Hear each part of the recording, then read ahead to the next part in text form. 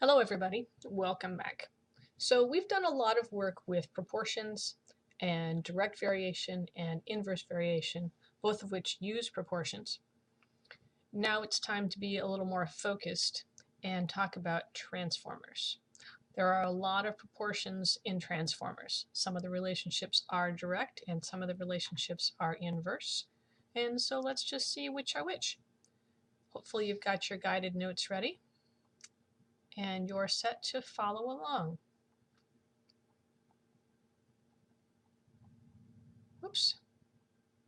Let's try that again. All right. So a transformer has two sets of windings. The primary set of windings is connected to the power source.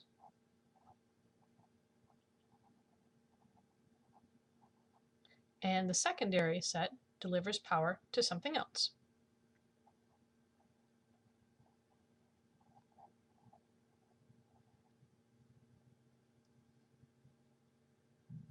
So that's the first thing we want to talk about, are these windings. The windings on the primary side and the windings on the secondary side are generally different, and they help the transformer achieve its goal of changing voltage or changing amperage depending upon the type of transformer you have. At any rate, these windings. When we compare the number of primary windings to the number of secondary windings, this is called a turns ratio.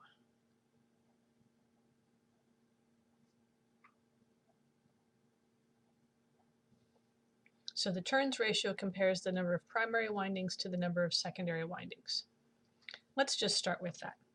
So here in our first example, we have a transformer with a turns ratio of 6:5, and the secondary side has 65 windings. We want to know how many windings are on the primary side. I'm going to scroll up here and give ourselves a little extra space. But this is just your basic proportion problem. We've worked with ratios before and questions like this before. So it's no big surprise for us that we're going to have a nice direct proportion here. The turns ratio tells us how the turns on each side compare.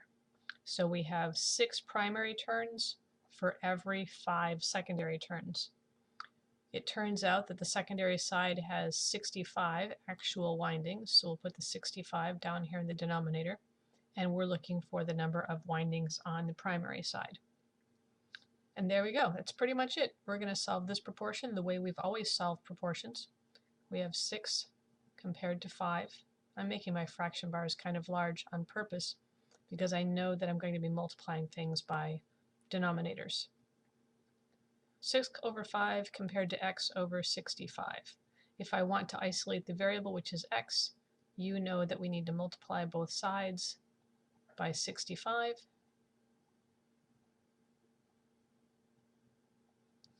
And of course, we watch the common factors cancel. On the right-hand side, x is all by itself, which was our goal in the first place. And on the left-hand side, we have 65 multiplied by 6 and divided by 5. All right, so we've got our handy-dandy calculator here.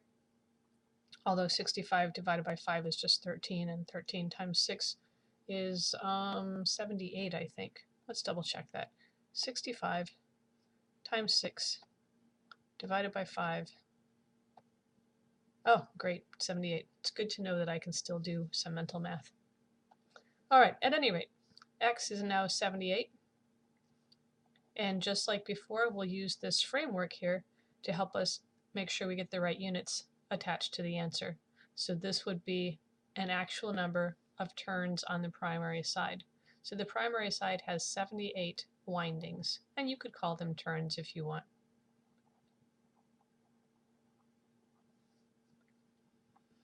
Okay, there's not enough space on this page for our next example, so let's just flip the page and see what's coming up. So before we go too much further, let's talk about transformers in general. The job of a transformer is to adjust voltage up or down. Sometimes they actually are meant to adjust current, but that's beside the point. Just depends upon whatever it is that the transformer is connected to. If the transformer increases the voltage, it's called a step-up transformer.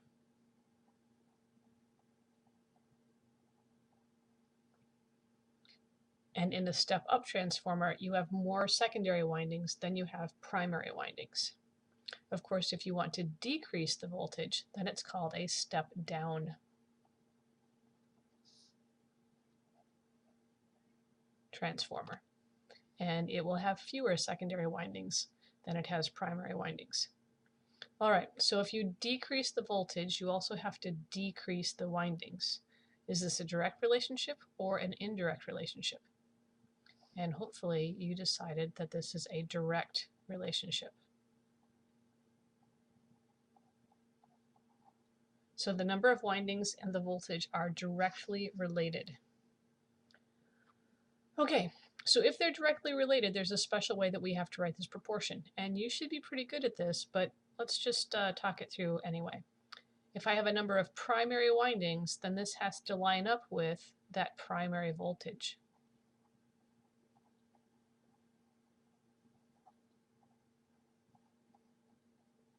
So all the primary stuff is on the same level within the formula. All the secondary stuff is on the same level within the formula. Each fraction compares something that could be labeled. We might call this one windings. We'll call the other fraction voltage. So we have secondary voltage in the denominator. Of course, when you see this in a book, it's not listed with all of these words here when you have the formula. So we might have this number of windings, usually it's n, but since they're on the primary side, we'll put a little subscript of p down here. And then we have the number of windings and then a little s to indicate that it comes from the secondary side. Voltage, you know from working with Ohm's law, is E. So we have E sub P and we have E sub S. All right, so we've got a formula ready. Let's try an example. A transformer with a turns ratio of 50:1 is connected to a 120 volt power source. We want the secondary voltage. So just to reiterate, we have all the primary stuff in the numerator, all the secondary stuff in the denominator. We have one fraction that talks about turns. We have another fraction that talks about voltage. So when we set this up, we can really see that direct relationship. We have organization in two different directions. We don't actually have to know the precise number of turns. Whatever this fraction is, we know that it's going to reduce down to this turns ratio. There will be 50 primary turns for every one secondary turn. Is this a step-up transformer or a step-down transformer? This one is step-down because it has fewer secondary turns. So we are expecting the voltage to be less than it was. The secondary voltage is what we don't know. It started off with 120. All right. So the solution process for this is the same as it's always been. We know that we're going to multiply both sides of this proportion here by both denominators. So we have x times 1 times 50 all over 1. I know you probably don't need the ones in there, but that's, we'll just keep consistent with what we've done before. And then we have 120, again multiplying by both denominators, times x and times 1. And this one, of course, is divided by x. Looking for those common factors to cancel. And what's left? Oh, we have x times 50 on the left-hand side, and 120 times 1, which is just 120, on the right-hand side. And of course, to isolate x, we'll divide both sides by 50. Watch those 50s cancel, and figure out that x is supposed to be something. 120 divided by 50 turns out to be 2.4.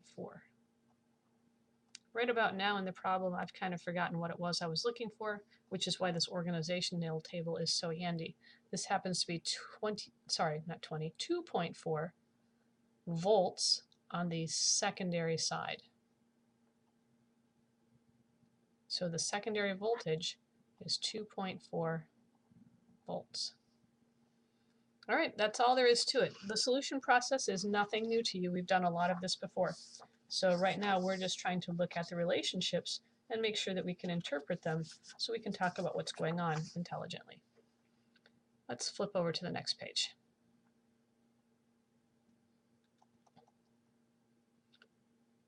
So transformers are able to increase voltage or decrease voltage. They are not magical things. You don't increase the voltage without some sort of cost. There's also amperage that we have to worry about. And the thing about a transformer is that the amount of power coming out of a transformer is always the same as the amount of power going into a transformer. These are equal. And you know things about power already. You know that to calculate power, you have to multiply the voltage by the amperage. I'm sure you remember this. P is equal to E times I. We have this constant product, and that means that we have an inverse relationship. Remember, with a direct relationship, we had a constant quotient. With a constant product, we have an inverse relationship between the voltage and the amperage. And of course, what this means is that when one goes up, the other one has to go down. So you'll remember we did this before, and we sort of gave ourselves a little color coding here. For this inverse relationship, the measurements associated with each other have to be diagonally opposite. So we have the primary voltage up here, diagonally opposite down in the other denominator will be the primary amperage.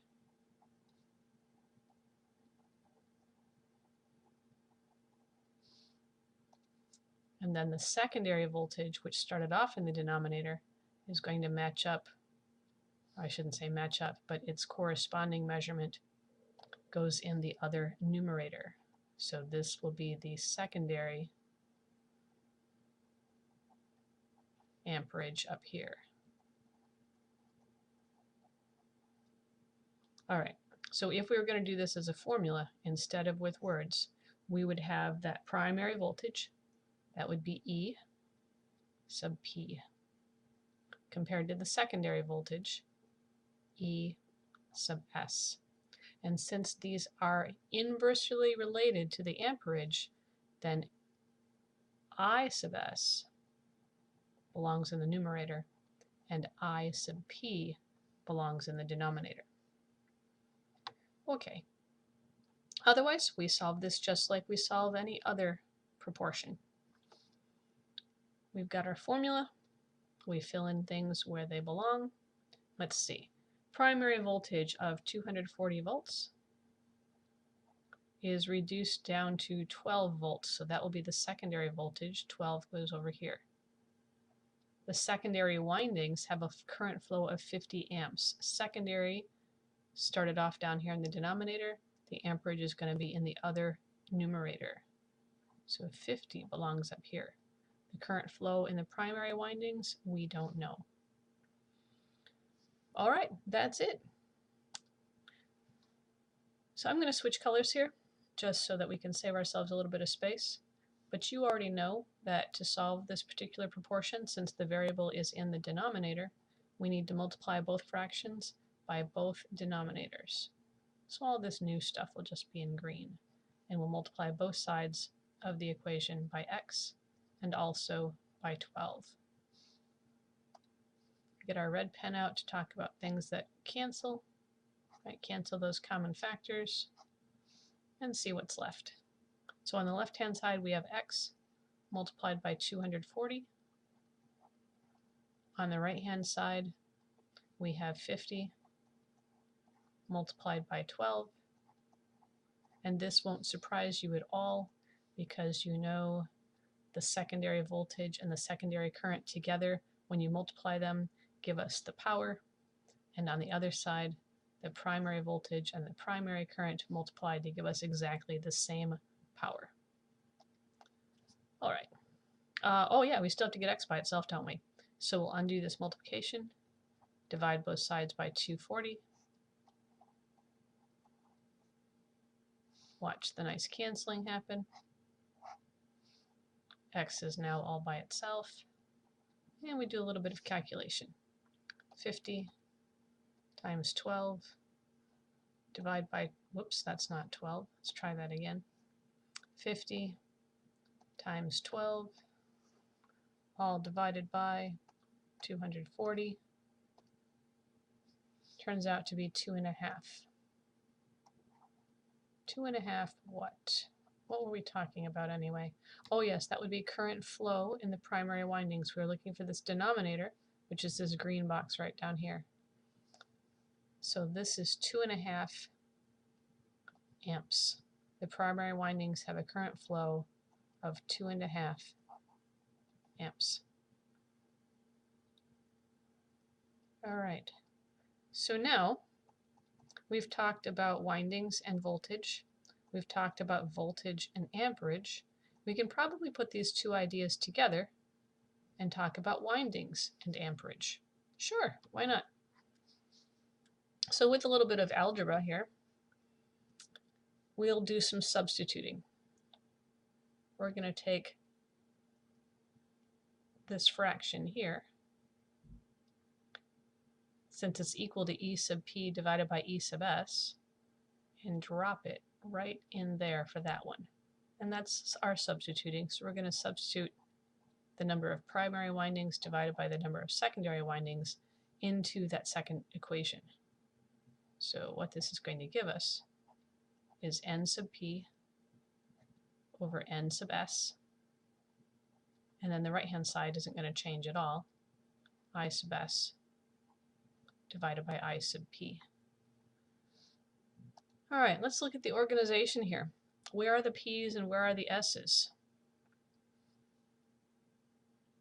There's a p here. There's a p here. S is down here. S is up there.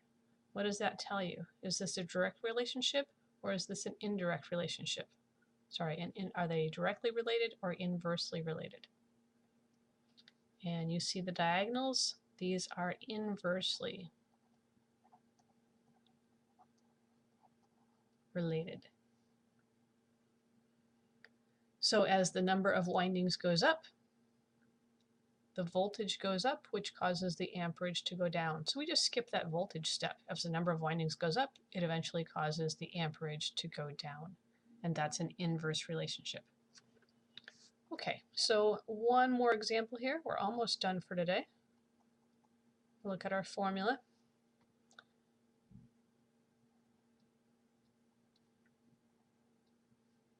We've got, let's see, what do we have? Current on the primary side is 0.2 amps. So that is the yellow box here, 0.02. Sorry, I misspoke. I think I might have mistyped, but that's okay. We can work with this value. And the current on the secondary side is 3 amps. There are 600 windings on the primary side, so the primaries have to go together. We started off down here, primary. We need to continue up here with primary. And that would be 600. And we want to know how many windings are on the secondary side. So we'll put that down there. And just for fun, we'll color code that too. All right, so let's see where we're at. You know that we're going to need to multiply both sides of the equation by both denominators because there's a variable in the denominator that we want to get out. So let's just rewrite this a little bit. We have 600 all over x. We'll multiply that 600 by x and by 0.02. Oh, I didn't leave myself enough space there, did I? Let's try that again.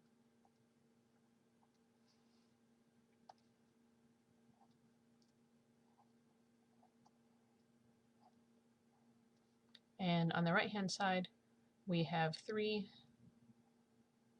divided by 0.02, and we need to multiply the right-hand side by both denominators as well. There we go. All right. So, we're just getting into a little bit of a rhythm here. Cancel out those common factors, cancel out the common factors, see what's left over. By now, the process should be nice and smooth for you because we've done it a lot of times.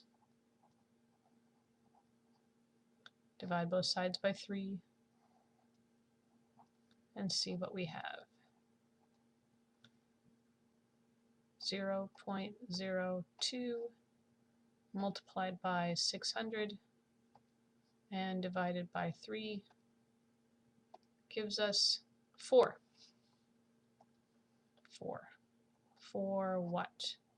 Well, this 4 came down here, which was a number of windings on the secondary side.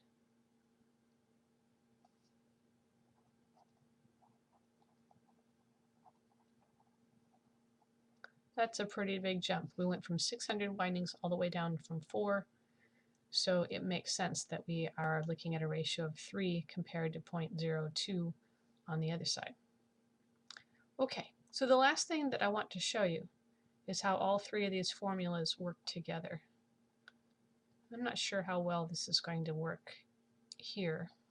If I had paper, I would just put my finger over things. But let's see what I can do. Let's imagine that we want to talk about windings compared to voltage. You might recognize this. We had that before. So I can just cover up with my finger the part I don't care about, and there we go. I've got the formula that I want.